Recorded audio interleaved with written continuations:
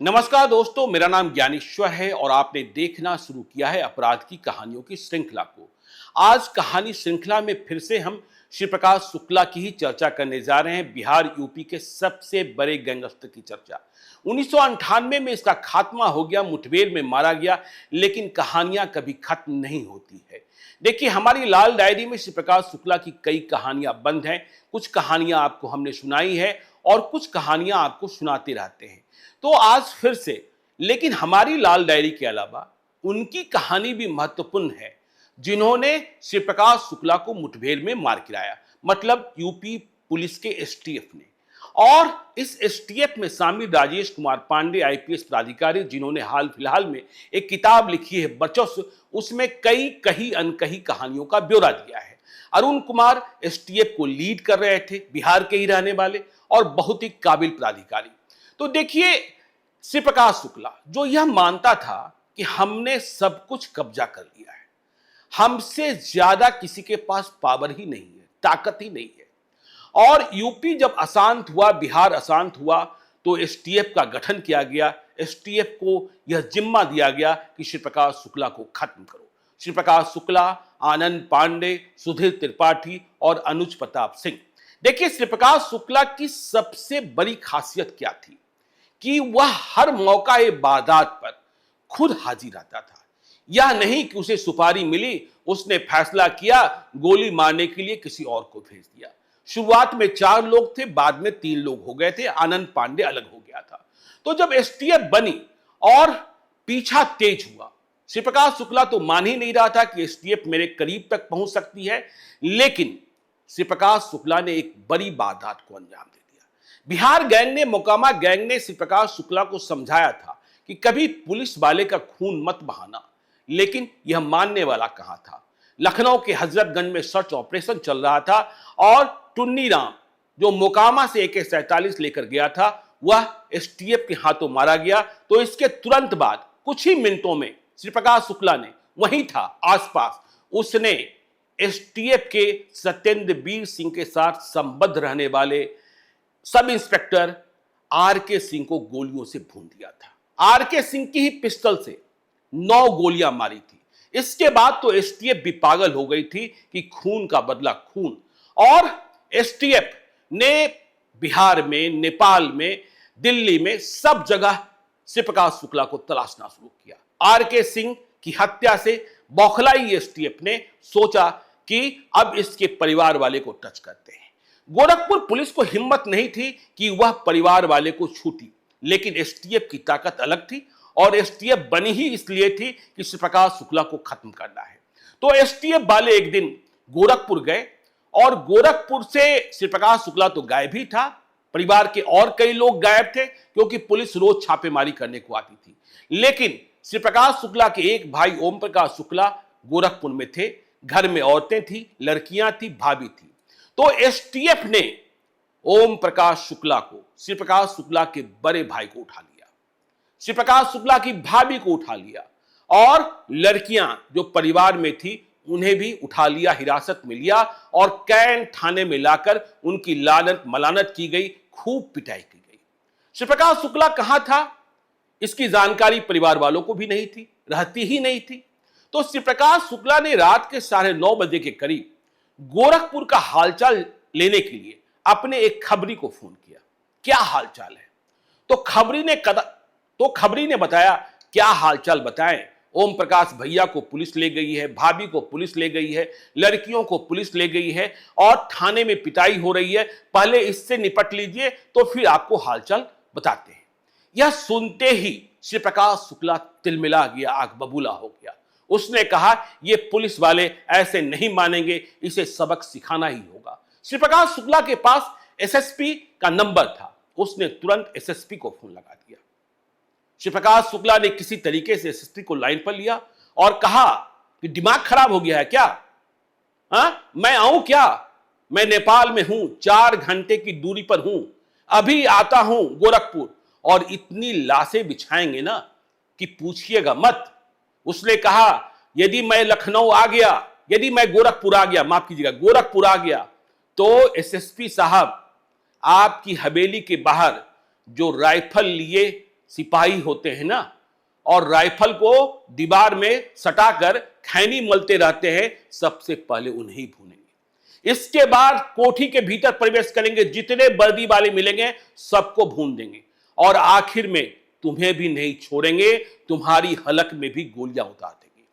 अब एसएसपी परेशान हुए, क्या कहें। उन्होंने कहा कि इसमें मेरी क्या गलती है, मैं कुछ नहीं कर सकता। मेरी पुलिस ने, मतलब गोरखपुर पुलिस ने तुम्हारे भाई को गिरफ्तार नहीं किया है, तुम्हारी भाभी को गिरफ्तार नहीं किया है, घर की लड़कियों को गिरफ्तार नहीं किया है, सब लखनऊ से आए हैं, एसटीएफ वाले हैं, उन्होंने ही पकड़ा है, वे ही पूछताछ कर रहे हैं, सिर्फ हमारे थाने का इस्तेमाल किया जा रहा है।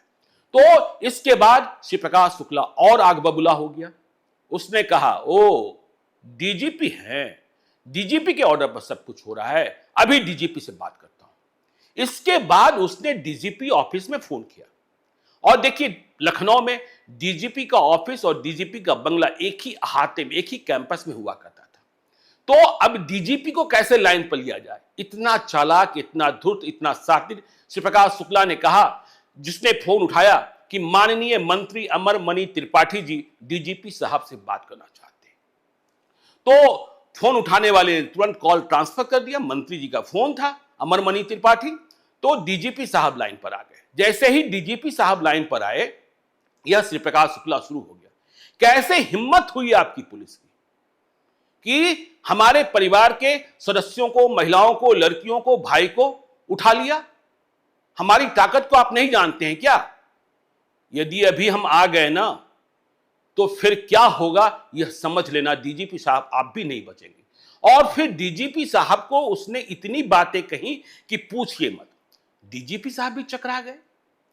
यह कैसा अपराधी है, यह कैसा गैंगस्टर है जो इस तरीके से चुनौती दे रहा है सूबे के पुलिस के मुखिया को। उन्होंने कॉल कट करते ही एसटीएफ के जो चीफ थे अरुण कुमार, उन्हें फोन किया कि देखिए इस नंबर से फोन आया है, श्री प्रकाश शुक्ला बोल रहा है, जरा पता कीजिए यह नंबर कहां का है और यह इतनी हिम्मत कैसे कर रहा है। यह कह रहा है कि डीजीपी ऑफिस और डीजीपी के बंगले में आकर लाशें बिछा दूंगा। अरुण कुमार साहब तलब किए गए थे। अरुण कुमार साहब ने कहा डीजीपी को कि देखिए इतनी बेचैनी की जरूरत नहीं है, इतनी हिम्मत तो नहीं हो गई है कि वह यहां आकर लाशें बिछा देगा, लेकिन फिर भी हम पता करते हैं, देखते हैं। लेकिन डीजीपी साहब इस बात से सहमत नहीं हुए। उन्होंने कहा कि देखिए जो कुछ हो, लेकिन डीजीपी ऑफिस की सुरक्षा बढ़ानी होगी। डीजीपी ऑफिस में काम करने वाले तमाम लोग बुला लिए गए, उन्हें इस धमकी के बारे में जानकारी दी गई और सुरक्षा एहतियात के बारे में सतर्क किया गया। इसके बाद रातों रात डीजीपी ऑफिस और डीजीपी बंगले की इतनी सुरक्षा बढ़ाई गई कि मानो छावनी में बदल गया। और किसी को यह नहीं बताया गया। मीडिया वाले जब अगले दिन सुबह में उधर से गुजरे तो उन्हें मालूम हुआ कि यह ऐसी सुरक्षा तो कभी हमने देखी ही नहीं थी। जो मीडिया वाले आजादी से आते जाते थे उन्हें भी रोक दिया गया। तो श्री प्रकाश शुक्ला ने डीजीपी को धमकी दी है, इस बात की जानकारी किसी को नहीं थी। लेकिन अखबारों में यह खबर छपी कि डीजीपी की सुरक्षा, डीजीपी कार्यालय और बंगले की सुरक्षा बहुत अधिक बढ़ा दी गई है। तो अगले दिन देखिए, अभी श्री प्रकाश शुक्ला के भाई भाभी परिवार वाले कब्जे में ही हैं। सुबह में श्री प्रकाश शुक्ला ने लखनऊ में अपने खबरी को फोन किया, तो लखनऊ वाले खबरी ने कहा कि भैया डीजीपी ऑफिस की सुरक्षा बहुत बढ़ा दी गई है, पता नहीं कुछ हुआ है। तो इसके बाद श्री प्रकाश शुक्ला ठहाका लगाने लगा, कहा कि चलो काम हो गया, इनका दिमाग जो है ना खराब था वह अब काबू में आ गया। और साथ में रहने वाले सुधीर त्रिपाठी से कहा कि अब सारे परिवार के सदस्य छूट जाएंगे। सुधीर त्रिपाठी को विश्वास नहीं हुआ। सुधीर त्रिपाठी के घर पर भी दबिश हो गई थी, अनुज प्रताप सिंह के घर पर भी दबिश हो गई थी। सुधीर त्रिपाठी ने कहा कि देखिए भैया, खबर यह है कि बहुत पिटाई हो रही है भैया की, ओम प्रकाश शुक्ला की, और थाने में ही डॉक्टर बुलाया गया है, इसका मतलब स्थिति खराब है। तो श्री प्रकाश ने कहा घबराने की जरूरत नहीं है, शाम तक छुट्टी जाएंगे, डीजीपी को हमने डोज दे दिया है और इस डोज के बाद कुछ बचता नहीं है। लेकिन शाम तक फिर भी किसी को एसटीएफ वालों ने नहीं छोड़ा। अब श्री प्रकाश का गुस्सा और बढ़ा, उसे लगा कि अब क्या करें। तो तब उत्तर प्रदेश की सरकार में मुख्यमंत्री कल्याण सिंह थे। गोरखपुर से 3 मंत्री हुआ करते थे। तो श्री प्रकाश शुक्ला ने तीनों मंत्रियों को फोन किया और कहा कि मुख्यमंत्री से बात कीजिए। रात को फोन किया, मुख्यमंत्री से बात कीजिए, कल्याण सिंह से, और यदि मेरे परिवार के सदस्यों को नहीं छोड़ा गया तो आप सभी समझ लीजिएगा और कल्याण सिंह को भी समझा दीजिएगा कि हम किस तरीके से उत्तर प्रदेश में लाशें बिछाएंगे, मुझे आने में देरी नहीं होगी। मंत्री, या यूं कहें कि जो ये तीनों मंत्री थे, श्री प्रकाश शुक्ला से डरते थे या उसके पार्टनर्स थे। तो तीनों मंत्रियों ने कहा कि इतना गुस्सा करने की जरूरत नहीं है, अभी तो बहुत रात हो गई है, सुबह हम मुख्यमंत्री से मिलने का वक्त लेते हैं, इसके बाद मुख्यमंत्री से बात करते हैं और हम कोशिश करते हैं कि तुम्हारे परिवार के जितने सदस्य पुलिस द्वारा उठाए गए हैं उन्हें छुड़वा दें। श्री प्रकाश शुक्ला ने सुबह फिर फोन किया मंत्रियों को, तीनों मंत्रियों को। क्या हुआ, मुख्यमंत्री से टाइम मिला? तो सभी ने कहा कि हम टाइम लेने की कोशिश कर रहे हैं, सभी लखनऊ के लिए प्रस्थान कर गए या लखनऊ में ही होंगे, यह जानकारी पक्की नहीं है। तो मंत्रियों ने, तीनों मंत्रियों ने मुख्यमंत्री कल्याण सिंह से मिलने का समय ले लिया। कल्याण सिंह को लगा कि इतने सारे मंत्री एक साथ क्यों मिलना चाहते हैं, क्या बात हो गई। और ये तीनों मंत्री जब जाने लगे तो 2 और मंत्री भी साथ हो गए, उनका भी कुछ कुछ काम रहा होगा। तो ये 5 मंत्री गए मुख्यमंत्री कल्याण सिंह से मिलने। लेकिन जैसे ही कल्याण सिंह के सामने इन लोगों ने श्री प्रकाश शुक्ला की चर्चा छेड़ी, कल्याण सिंह बमक गए। क्या बातें करते हैं आप लोग, इस काम के लिए मिलने आए हैं आप लोग? श्री प्रकाश शुक्ला जिसने पूरे उत्तर प्रदेश को दहला रखा है, परेशान कर रखा है, विधि व्यवस्था तार तार हो गई है, उसकी पैरवी कर रहे हैं आप लोग। तो जैसे ही कल्याण सिंह का यह उग्र रूप मंत्रियों ने देखा, सटक सीताराम हो गए, किसी की बोली ही नहीं निकली, क्या कहें क्या नहीं कहें। किसी ने कहा कि ठीक है, श्री प्रकाश शुक्ला कसूरवार है, उसके परिवार के सदस्य थोड़े कसूरवार हैं, उनको तो छुड़वा दीजिए। तो कल्याण सिंह गुस्से में थे ही, तैस में थे ही, उन्होंने कहा कि परिवार वाला कसूरवार नहीं है, जो सारे ठेकों पर श्री प्रकाश शुक्ला ने उन्हें कब्जा कर लिया है, इस ठेके से जो कमाई प्राप्त हो रही है, जो लाभ प्राप्त हो रहा है, वह परिवार वाले भोग नहीं रहे हैं। तो इसके बाद मंत्रियों की बोलती ही बंद हो गई, सभी निराश भाव से लौटे और यह सोचा कि अब श्री प्रकाश शुक्ला का फोन आएगा तो क्या कहेंगे, श्री प्रकाश शुक्ला को क्या जवाब देंगे। श्री प्रकाश शुक्ला का फोन आया भी, उसे खबर मिल गई थी कि अब तक परिवार वालों को नहीं छोड़ा गया है, थाने में ही रखा गया है। तो श्री प्रकाश शुक्ला ने गोरखपुर के वरिष्ठ मंत्री को फोन किया, मंत्री जी ने बहाना बना दिया और तीनों मंत्रियों ने आम सहमति से यह फैसला किया था कि यदि फोन आएगा तो इसी तर्क पर बात करनी है, यही बहाना गढ़ना है। क्या बहाना गढ़ा? बहाना गढ़ा कि मुख्यमंत्री कल्याण सिंह आज बहुत व्यस्त थे, इसलिए आज टाइम नहीं मिल सका, कल फिर से कोशिश करेंगे, आज रात तक का इंतजार करो, कल तुम्हारे परिवार के सदस्यों को जरूर छुड़ा देंगे। तो यह बात मंत्रियों ने झूठ कह दी। इसके बाद श्री प्रकाश शुक्ला ने गोरखपुर में फिर से खबरी को फोन किया। खबरी ने कहा कि भैया अब तक नहीं छूटे हैं। तो श्री प्रकाश शुक्ला ने कहा कि हाँ, हमने मंत्री जी से बात की थी, मंत्री जी ने कहा कि आज टाइम नहीं मिला है, कल टाइम लेते हैं, आज मुख्यमंत्री कल्याण सिंह व्यस्त है, कल निश्चित रूप से छुड़वा देंगे। तो खबरी को इस बात की जानकारी थी कि टाइम मिला था कि नहीं मिला। तो खबरी ने कहा कि श्री प्रकाश भैया, ऐसा है कि मंत्री जी आपसे झूठ बोल रहे हैं, ये सभी लोग आज मिलने गए थे और ये 3 मंत्री ही नहीं गए थे और इनके साथ 2 मंत्री और भी गए थे। तो जैसे ही कल्याण सिंह ने आपका नाम सुना, इन सबों को डांट पिला दी और डांट खाते ही ये सारे के सारे चुप हो गए। ये झूठ बोल रहे हैं आपको।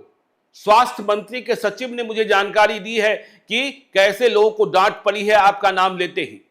तो श्री प्रकाश ने कहा नहीं नहीं नहीं, तुम गलत हो। तो उसने कहा भैया मैं गलत नहीं हूं, हकीकत यह है कि कल्याण सिंह ने उस मीटिंग के दरमियान ही डीजीपी को फोन कर दिया था कि श्री प्रकाश शुक्ला के परिजनों को, परिवार वालों को जिन्हें पकड़ा गया है, उसे थाने में क्यों रखे हो, जेल भेजो और जितने भी लोग पकड़े जा रहे हैं पकड़ो। और सभी को जेल भेजो तभी हम मानेगा।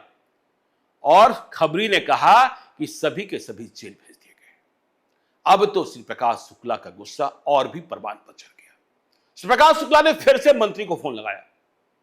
मंत्री जी फिर से कह रहे थे टाइम नहीं मिला, तो श्री प्रकाश शुक्ला ने इस बार डांट लगा दी, लगता है तुम सबों का हिसाब भी करना पड़ेगा। झूठ बोल रहे हो, मेरे लोग मुख्यमंत्री के यहां नहीं है क्या? मुझे पता है कि आज तुम सभी मुख्यमंत्री के यहां गए थे और मुख्यमंत्री ने मेरी आप सभी की बातें नहीं सुनी है। इसके बाद तुम लोग और कह रहे हो कि कल बात होगी, हमारे भैया भाभी लड़कियां सबको जेल भेज दिया गया और तुम लोग घर में बैठे निश्चिंत हो। तुम्हारे लिए कितने काम किए हैं। इसके बाद श्री प्रकाश तो पागल हो गया, क्योंकि परिवार वाले पर इस तरीके से एसटीएफ टूटी थी जिसका भरोसा ही नहीं श्री प्रकाश को था। वह गुस्से में इतना आया कि उसने नेपाल में जहां भी टिका था फैसला कर लिया कि अभी चलते हैं और पुलिस वाले का काम तमाम करते हैं। लेकिन सुधीर त्रिपाठी ने समझाया कि देखिए ऐसा है, होश मत खो, पुलिस वालों ने जानबूझकर आपको छेड़ा है, इसी उम्मीद से छेड़ा ही है, यही रणनीति ही है कि परिवार वाले को छेड़ेंगे तो श्री प्रकाश शुक्ला पागल हो जाएगा और पागलपन में वह वारदात करने पहुंचेगा और वहीं हम मुठभेड़ कर लेंगे। वारदात करने कहां पहुंचेगा? क्योंकि पुलिस ने सबक सिखाया है तो पुलिस वाले से ही बदला लेना होगा। तो पूरे उत्तर प्रदेश में सुरक्षा बढ़ा दी गई इस उम्मीद के साथ कि श्री प्रकाश शुक्ला कहीं ना कहीं अटैक कर सकता है, किसी न किसी पुलिस वाले को निशाना बना सकता है। तो श्री प्रकाश शुक्ला समझ गया। श्री प्रकाश शुक्ला परेशान, रात भर सोया नहीं अपने ठिकाने पर। भैया भाभी सभी लोग जेल चले गए थे, पिटाई भी हुई थी। उसे लगने लगा कि गोरखपुर में लोग क्या कहेंगे कि यह इतना बड़ा अपने को बब्बर शेर मान रहा है और आसानी से पुलिस वाले इसके भैया भाभी को ले जा रहे हैं, थाने में थुकाई कर रहे हैं, फिर जेल भेज दे रहे हैं। मंत्रियों को तो वह गाली ही देता रहा, किसी को नहीं बख्शा उसने। तब उसने कहा, जो वहां उसके सहयोगी मौजूद थे सुधीर त्रिपाठी और अनुज प्रताप सिंह, कि अब मुख्यमंत्री कल्याण सिंह को ही सबक सिखाना होगा। देखिए खबरें तो यह रही, कहानियां तो आप यह सुनते रहे हैं। इंडियाज मोस्ट वांटेड में सुहैब इलियासी ने भी यह कहानी सुना दी थी कि श्री प्रकाश शुक्ला ने मुख्यमंत्री कल्याण सिंह को मारने की सुपारी ले ली। लेकिन मैं बार बार कहता रहा हूं, कल्याण सिंह को मारने की सुपारी श्री प्रकाश शुक्ला ने नहीं ली थी। सुहैब इलियासी ने भी कहा था बाद में, जब यूपी एसटीएफ ने उनसे पूछताछ की थी कि आपको यह जानकारी कहां से मिली कि कल्याण सिंह को मारने की सुपारी दी गई है, तो सुहैब इलियासी ने नाम लिया था साक्षी महाराज का। और साक्षी महाराज से जब पूछा गया तो साक्षी महाराज ने कहा कि हां हमारे पास जानकारी है, लेकिन हम स्रोत नहीं बता सकते हैं। वे सांसद भी थे। तो श्री प्रकाश ने कहा कि ये साक्षी महाराज है ना, इसे ही मारना होगा। जब इसे मार देंगे तो सरकार भी होश में आ जाएगी, प्रशासन भी होश में आ जाएगा, पुलिस को भी बात ठीक से समझ में आ जाएगी। तो साक्षी महाराज को ही निशाना में लो। और साक्षी महाराज को लेकर श्री प्रकाश देखिए प्लान तो बना ही रहा था। उसने रेकी की थी, उसने कुंडली निकलवाई थी, वह दिल्ली गया भी था, उनके ठिकाने पर भी गया था, उनके आश्रम में भी गया था। तो साक्षी महाराज को मारने का मतलब था कल्याण सिंह को आक्रांत करना, क्योंकि कल्याण सिंह और साक्षी महाराज दोनों के बीच बहुत ही मधुर संबंध थे। लेकिन श्री प्रकाश शुक्ला को यह भी लगता था कि साक्षी महाराज को हमें ही मारना होगा, क्योंकि ब्रह्मदत्त द्विवेदी की हत्या के बाद ब्रह्मदत्त द्विवेदी के जो लोग हैं वह भी साक्षी महाराज को मारने के लिए लगे हैं। और ब्रह्मदत्त द्विवेदी के बेटे ने ही श्री प्रकाश शुक्ला से भेंट कर कहा था कि मेरे पिता की हत्या का बदला तुम्हें लेना है। प्रभा द्विवेदी, ब्रह्मदत्त द्विवेदी की पत्नी, उन्होंने भी श्री प्रकाश शुक्ला को सुपारी दी थी। देखिए लोग माने ना माने, तो साक्षी महाराज पर इसने केंद्रित कर लिया कि अब आगे अगला टारगेट साक्षी महाराज। और AK-47 इसके पास था ही, छोटे हथियार भी थे। देखिए मैं बार बार कहता हूं कि मोकामा गैंग से श्री प्रकाश शुक्ला ने AK-47 जरूर लिया, लेकिन उसका भरोसा AK-47 से अधिक 9mm पिस्टल और .45 के पिस्टल पर था, क्योंकि 2 बार AK-47 के बार में वह चूक गया था। याद कीजिए, जब पहली बार उसने बीरेंद्र शाही की हत्या का प्रयास किया तो AK-47 से ही उसने बर्स्ट फायर किया था, बीरेंद्र शाही बच गए थे। दूसरी बार जब लखनऊ के दिलीप होटल में उसने भानु मिश्रा को AK-47 से मारने की कोशिश की तो भानु मिश्रा का एक आदमी तो मारा गया था, लेकिन भानु मिश्रा स्वयं बच गए थे। तो उसका भरोसा, और पटना के IGIMS में 13 जून 1998 को जब बृजबिहारी प्रसाद की हत्या हुई थी, कहानियां चाहे जितनी कही जाए कि AK-47 से फायरिंग हुई, AK-47 बस्ट किया गया, लेकिन बृजबिहारी प्रसाद के शरीर में जो गोलियां थी वह .45 पिस्टल और 9mm पिस्टल की गोलियां थी, और इन्हीं हथियारों से उनकी हत्या की गई थी।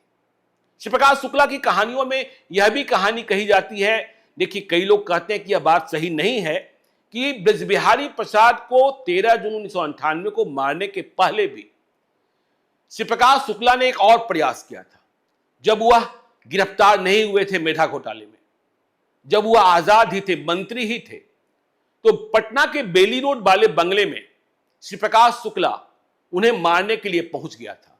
बृजबिहारी प्रसाद सुबह अपने समर्थकों से, कार्यकर्ताओं से, क्षेत्र के लोगों से मिलते थे, तो बृजबिहारी प्रसाद के करीब वह एक एप्लीकेशन लेकर, आवेदन लेकर पहुंचा। उसे इतना भरोसा तो था कि मार तो देंगे, लेकिन हम यहां से भाग नहीं सकते हैं, इसलिए आखिरी समय में उसने अपने प्लान को ड्रॉप किया था। और फिर कई महीनों के बाद 13 जून 1998 को उसने बृजबिहारी प्रसाद की हत्या कर दी थी। यह भी आपको स्पष्ट कर दें कि 14 जून 1998 को 24 घंटे के बाद पूर्णिया में CPM के विधायक अजीत सरकार की हत्या हुई। कहानियां बहुत चली, लेकिन मेरी लाल डायरी कहती है कि उस हत्या में, अजीत सरकार की हत्या में, शिवप्रकाश शुक्ला, अनुज प्रताप सिंह और सुधीर त्रिपाठी शामिल नहीं था। उसमें दूसरा गिरोह था और दूसरे कारण थे, क्योंकि इसके पहले ही जो शिवप्रकाश शुक्ला का गिरोह था कई टुकड़ों में विभाजित हो चुका था। आनंद पांडे अलग हुआ था। आनंद पांडे दिल्ली NCR के इलाके में यूपी पुलिस, यूपी STF के हाथों मारा गया था, और जब आनंद पांडे मारा गया था तो आनंद पांडे के पीछे लगी STF यह नहीं जानती थी कि यहां सिर्फ आनंद पांडे ही है। उसे तो पता था कि पूरा शुक्ला गिरोह साथ में है, लेकिन आनंद पांडे ही मिला था। तो शिवप्रकाश शुक्ला की कहानियां अनंत है। इन कहानियों को हम आपको इसलिए बताते रहते हैं कि ये अपराध की दुनिया में प्रवेश कर चाहे जितने बड़े बब्बर शेर आप कुछ दिनों के लिए बन जाइए, आपका खात्मा होना है, क्योंकि कानून के हाथ और पुलिस के हाथ लंबे होते हैं। पुलिस यदि कोशिश कर ले तो कोई अपराधी बच नहीं सकता है।